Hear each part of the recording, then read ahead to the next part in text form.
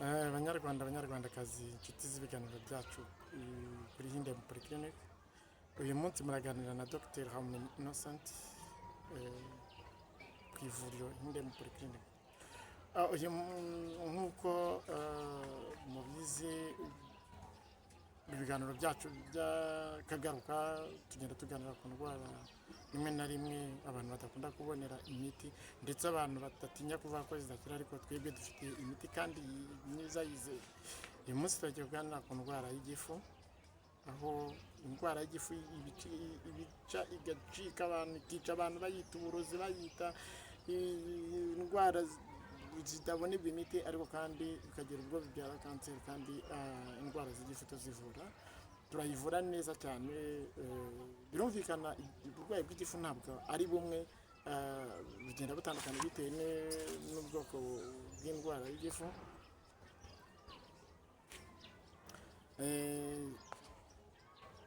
Indwara y'igifu rero ikaba ari indwara abantu benshi bakunda kwibeshya. Mu kuyibeshyaho bituma yica abantu benshi, bituma dutakaza abantu benshi muri sosiyete nyarwanda, ndetse mu bihugu duturanye nabyo cyangwa se no ku isi hose. Ariko kandi nkaba ntabura kubagaragariza ibimenyetso bimwe na bimwe abantu bakunda kwibeshyaho, baba batazi ko ari ibimenyetso by'igifu. Akenshi na kenshi dukunda gusanga abantu bafite uburwayi bw'igifu bakunda kubura apeti, bakunda kubabara mu muhogo, kubabara mu gifu, hari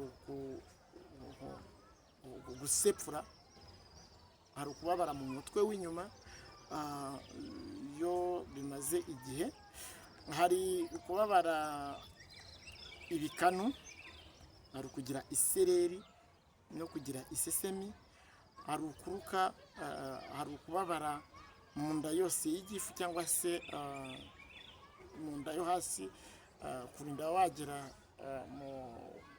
aho umwanda unyura usohoka, hari ukutituma neza, ugasanga abantu bafite constipation cyangwa se guhitwa rimwe na rimwe, hari ibara ry'umwanda cyangwa se kwituma umwanda, ugasanga rimwe na rimwe ufite ibara ryo kuzana amaraso, hari ururenda cyangwa se ugasanga umwanda ukengerana. Rero no kuba ushobora kubabara kubera ko wariye ibinyabinure cyangwa se amavuta runaka, cyangwa se umunyu umubiri ukaba udashobora kuwihanganira kubera ubwo burwayi.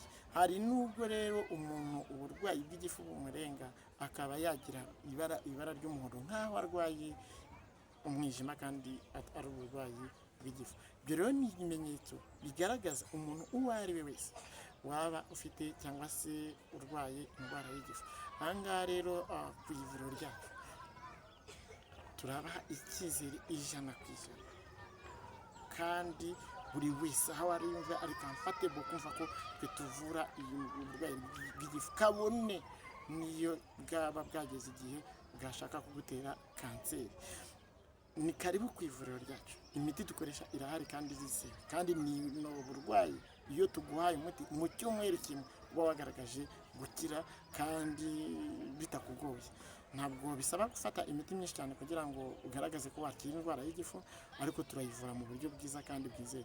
Mugire amahoro n'ibihe byiza kandi Imana ibishimire. Tubahaye karibu ku ivuriro ryacu kugira ngo muze tubafashe kandi tubavure. Ibihe byiza. Ciao ciao.